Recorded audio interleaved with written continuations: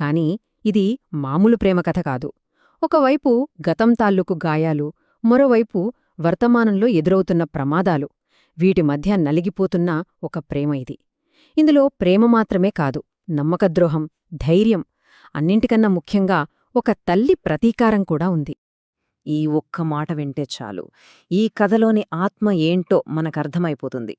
బాకిమీద అమరేంద్రకు ఉన్న ప్రేమ ఎంత లోతైనదో, ఇంకా తీరనిదో ఈ మాటలు చెబుతున్నాయి.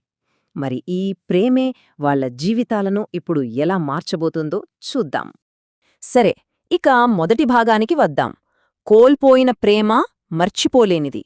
అమరేంద్ర మనసులో జరుగుతున్న సంఘర్షణ, అతని గుండెలో ఇంకా దాగియున్న జ్ఞాపకాలు గురించి ఇప్పుడు చూద్దాం. చూడటానికి అమరేంద్ర ఎంత కఠినంగా కనిపిస్తున్నాడో కదా, కాని అతని గుండెలోపలున్న బాధను మాత్రం దాచుకోలేకపోతున్నాడు. దానికి నిదర్శనమేంటో తెలుసా? బాగి చేసిన పాయసం రుచి చూడగానే అతని కళ్లల్లో తిరిగిన ఆ ఒక్క కన్నీటి చుక్క, అది చాలు అతని బాధను చెప్పడానికి. ఆ కన్నీళ్లను రాథోడ్ గమనించాడు. అప్పుడన్న మాటలు నిజంగా చాలా శక్తివంతమైనవే. ఆ కన్నీళ్లు ఆమె జ్ఞాపకాలు, వాటిని మీరు తుడిచివేయలేరు అని. అంటే అమరేంద్ర తన గతాన్ని అస్సలు మర్చిపోలేదని, భాగి ఇంకా అతని గుండెలో బతికే ఉందని దీనివల్ల స్పష్టమవుతోంది. రాబోయే నాటకానికి ఇదే నాంది అన్నమాట. సరే, ఇక రెండో భాగానికి వెళ్దాం. అదేంటంటే విలన్ వేస్తున్న పథకం, అంటే మనోహరీ కుట్ర. భయంతో, నిరాశతో ఆమె ఎంత భయంకరమైన కుట్ర పన్నుతోందో ఇప్పుడు చూడబోతున్నాం. అసలు మనోహర్ని నడిపిస్తున్నది ఏంటి? కేవలం భయం. ఒక జాతకం ఆమెకు వ్యతిరేకంగా మారింది. తన టైం అయిపోతోందని ఆమెకు అర్థమైంది. అమరేంద్ర భాగీ దగ్గరికి వెళ్ళిపోతాడని ఆమెకు తెలిసిపోయింది. అందుకే ఇక లాభం లేదనుకుని ఒక దారుణమైన నిర్ణయానికి వచ్చింది. ఇది మనోహరి వేసిన ప్లాన్. సింపుల్గా 3 స్టెప్స్లో సాగే ఒక క్రూరమైన వ్యూహం. బాగి సొంత కూతుర్నే ఎరగావేసి ఆ పాప ప్రాణాలతో ఆడుకుని ఆ భయంతో బాగిని శాశ్వతంగా దూరం చేయాలని చూస్తోంది. ఎంత దారుణం కదా! అయితే మనోహరి ప్లాన్ వేస్తే సరిపోతుందా? ఇక్కడ భాగి ఏమీ అమాయకురాలు కాదు. ఆమె ఈ ఆటలో కేవలం బాధితురాలు కాదు, తనే ఒక ఆటగాడు. తనదైన వ్యూహంతో రెడీగా ఉంది. 5 ఏళ్లుగా భయంతో బతికింది చాలు అనుకుంది భాగి. మనోహరి ఆడుతున్నది ఒక ఆట అని ఆమెకు తెలుసు. అందుకే ఇప్పుడు తను ఒక రివర్స్ గేమ్ మొదలుపెట్టింది. నిజాన్ని బయటపెట్టడం కోసం తన కూతురిని నేరుగా సింహం గుహలోకి పంపిస్తోంది.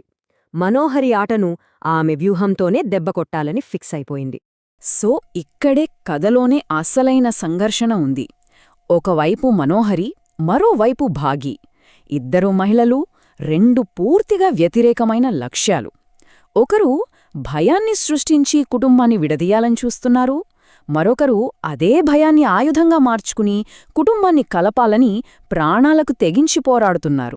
ఇప్పుడు బాగీ మాటల్లో పాత భయం కనిపించట్లేదు, ప్రతీకార జ్వాల కనిపిస్తోంది. నేను కోల్పోయిన దానికి మనోహరి మీద రెట్టింత ప్రతీకారం తీర్చుకుంటాను అంటోంది. అంటే ఆమె ఇప్పుడు తనను తాను కాపాడుకోటానికి కాదు, ప్రతీకారం తీర్చుకోవడానికే పోరాడుతోంది. సరే, ఇక 4వ భాగానికి వచ్చేశాం. ఇక్కడనుంచే అసలు టెన్షన్ మొదలవుతుంది. వాళ్ళ పన్నబడింది, మేడమీద ఉత్కంఠ. మనోహరి తన ప్రమాదకరమైన ప్లాన్ను అమలు చేస్తుండగా ఇక ఉత్కంఠ పీక్స్కి చేరింది. అయితే ఇక్కడ మనల్ని తొలిచేస్తున్న ప్రశ్న ఒక్కటే: తన పంతం నెగ్గించుకోవడానికి మనోహరి ఎంత దూరం వెళ్లడానికి సిద్ధంగా ఉంది? ఆమె ఉద్దేశాల వెనుక ఉన్న నిజమైన చీకటి కోణమేంటో ఇప్పుడు మనం చూడబోతున్నాం. మనోహరి చెప్పిన ఈ మాట వింటే నిజంగా ఒళ్ళు గగ్గురు పొడుస్తుంది. నా మీద ఏమైనా అనుమానం వస్తే నేను ఆమెను చంపేస్తాను, బాగిని భయపెట్టడానికి ఏమైనా చేస్తాను అని అంటోంది. అంటే తన మీద అనుమానం రాకూడదంటే ఒక చిన్నారిని చంపడానికి కూడా వెనుకాడనని డైరెక్ట్గా చెబుతోంది. ఆమె క్రూరత్వానికి హద్దులు లేవని దీంతో స్పష్టమైపోయింది.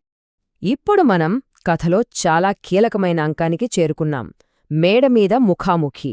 వల పూర్తిగా బిగుసుకుంటున్న ఆ చివరి క్షణాలివి. ఆ వలలో మొదటి అడుగు ఏంటంటే, అమాయకంగా ఆడుకుంటున్న అమ్మును బట్టలారేద్దాంరా అని చెప్పి ఆ ప్రమాదకరమైన మేడమీదికి తీసుకువచ్చింది మనోహరి. ఇక్కడే ఆమె తన అసలు ఎత్తుగడ వేసింది. కావాలనే ఒక డ్రెస్ను కింద పడేసింది. అది చూడ్డానికి ప్రమాదవశాత్తు జరిగినట్టే ఉంది. కాని అదంతా అమ్మును ఆ గోడ అంచు దగ్గరకు లాగడానికే. మనోహరి మాటల్లో ఎంత నటన ఉందో చూడండి. అయ్యో డ్రెస్ పడిపోయింది, నేను తీస్తాను అంటూ ఆ చిన్నారిని మెల్లగా, చాలా మెల్లగా చావు అంచువైపు నడిపిస్తోంది. ఇదే ఆ అత్యంత ఉద్రిక్తమైన క్షణం.